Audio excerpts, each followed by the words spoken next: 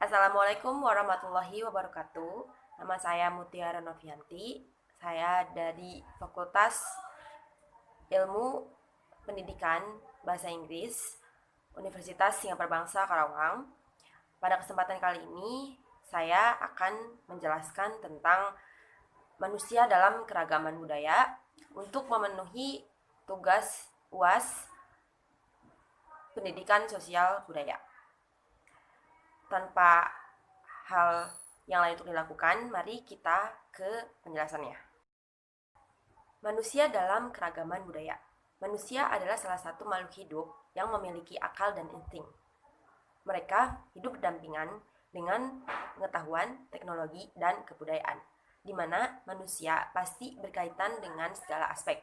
Dalam kesehariannya, manusia berinteraksi dengan manusia lain untuk mewujudkan suatu hubungan. Hubungan inilah yang disebut sebagai interaksi sosial. Manusia pun berinteraksi untuk menghasilkan generasi yang maju didukung dengan pengetahuan dan teknologi. Manusia pun disebut juga sebagai makhluk budaya. Inilah mengapa manusia lebih sempurna dari flora dan fauna. Dengan berbudaya, manusia dapat memenuhi kebutuhan dan menyelesaikan segala masalah yang terjadi di dalam hidupnya. Manusia menggunakan akal dan budinya untuk berbudaya. Kebudayaan sendiri berasal dari bahasa Sanskerta, yaitu budaya. Budaya sendiri adalah bentuk jamak dari budaya. Bentuk jamak dari budi, yang artinya budi atau akal, yang berarti hal-hal yang berkaitan dengan budi dan akal manusia. Budaya sendiri dibentuk dari berbagai aspek seperti sistem agama dan politik, adat istiadat, bahasa, pikiran, bangunan, dan karya seni. Budaya adalah suatu pola hidup menyeluruh yang bersifat kompleks, abstrak, dan luas.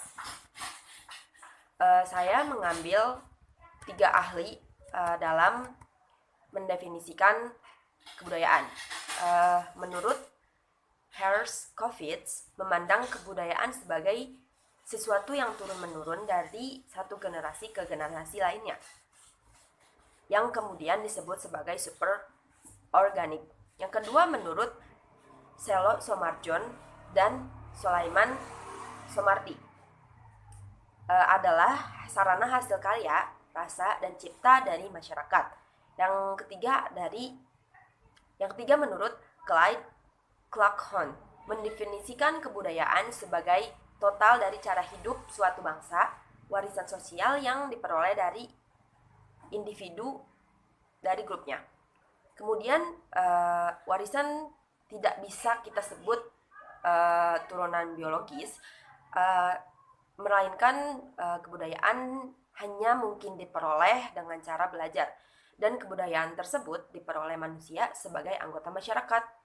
Jadi kebudayaan yang ada dianggap sebagai hal yang konkret di dalam hidupnya.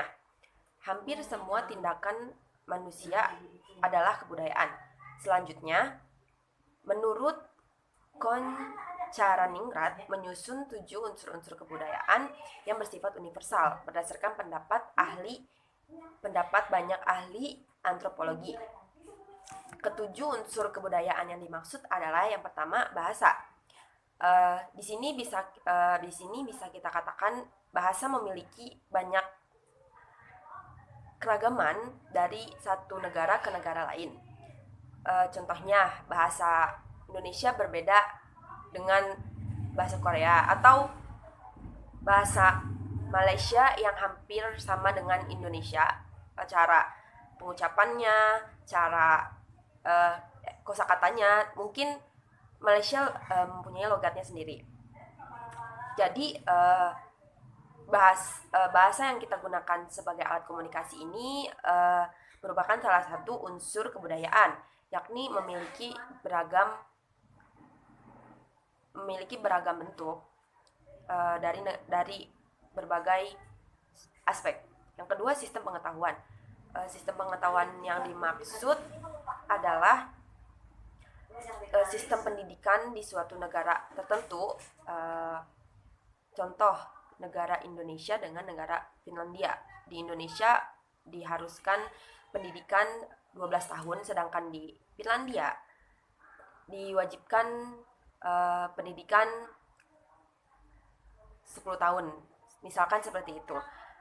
Jadi kebudayaan yang dimaksud di sini itu ciri khas dari suatu negara.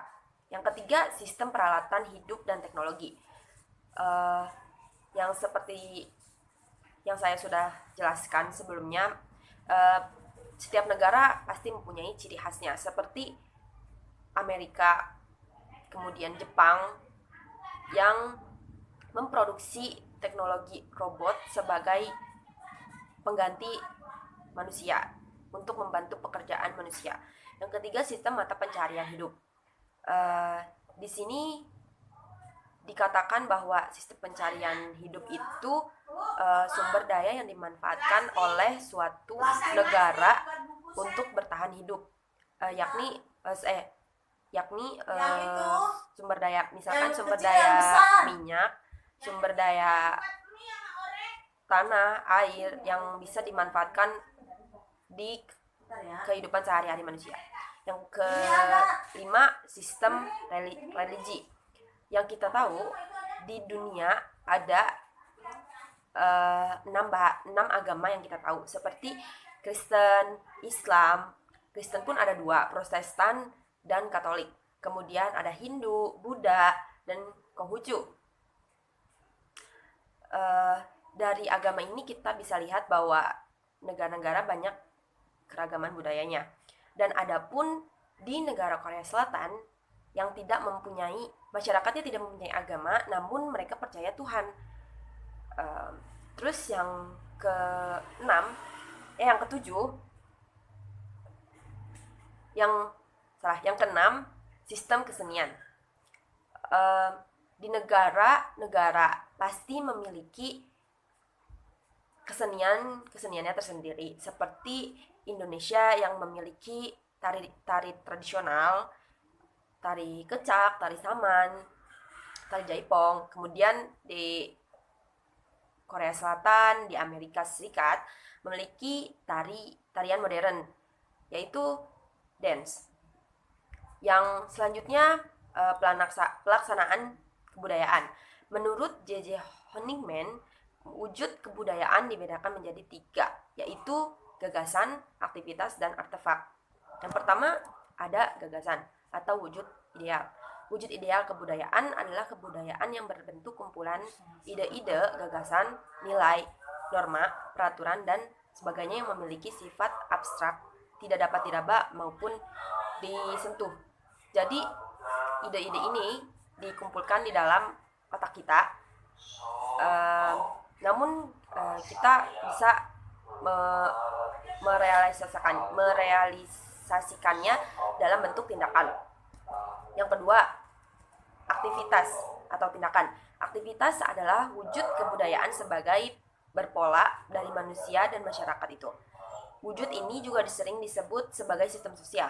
Sistem sosial ini terdiri dari aktivitas manusia yang saling berinteraksi, mengadakan kontak, serta bergaul dengan manusia lainnya. Dan pola-pola tertentu yang berdasarkan ada tata kelakuan, sifatnya konkret dan terjadi dalam kehidupan sehari-hari kita. Yang ketiga ada artefak atau karya. Artefak adalah wujud kebudayaan fisik yang berupa hasil karya aktivitas, perbuatan, dan karya semua manusia dalam masyarakat, berupa benda-benda atau hal-hal yang dapat diraba, berbeda dengan gagasan, dilihat dan didokumentasikan. Sifatnya konkret di antara ketiga wujud kebudayaan yang sebelumnya. Sebagai contoh, wujud kebudayaan ideal mengatur dan memberi arah kepada tindakan dan karya manusia. Artefak sendiri seperti peninggalan-peninggalan bersejarah seperti Candi Borobudur, Candi Prambanan, kemudian benda-benda perang, bangunan yang memiliki sejarah terdahulu. Yang kedua ada hubungan manusia dan kebudayaan. Yang pertama, manusia sebagai pencipta dan pengguna kebudayaan. Pada dasarnya, manusia menciptakan kebudayaan adalah untuk memenuhi kebutuhan hidupnya. Karena itu manusia disebut sebagai pencipta dan pengguna kebudayaan. Namun disadari atau tidak disadari, manusia juga bertindak sebagai perusak kebudayaan. Yang kedua, pengaruh budaya terhadap lingkungan. Budaya yang dikembangkan oleh masyarakat akan berimplikasi pada lingkungan sekitar di mana masyarakat itu tinggal dan berinteraksi. Dengan menganalisa pengaruh dan akibat budaya terhadap lingkungan, seseorang dapat mengetahui mengapa suatu lingkungan tersebut berbeda dengan lingkungan lainnya dan menghasilkan kebudayaan yang berbeda pula. Variabel-variabel yang berhubungan dengan masalah kebudayaan dan lingkungan ada dua. Yang pertama, physical environmental. Yang kedua, cultural social environment. Physical environmental termasuk yaitu curah hujan, iklim, wilayah geografis, dan masih banyak lagi. Yang kedua, dari cultural social environment, yaitu seperti norma-norma, adat istiadat, dan nilai-nilai. Yang ketiga, proses dan perkembangan budaya. Perkembangan dan perubahan kebudayaan sejalan dengan perkembangan manusia. Perkembangan dan perubahan tersebut dimaksudkan untuk mementingkan manusia karena kebudayaan diciptakan oleh dan untuk manusia. Perkembangan kebudayaan itu bersifat kompleks dan memiliki eksistensi dan kesinambungan dan juga warisan sosial.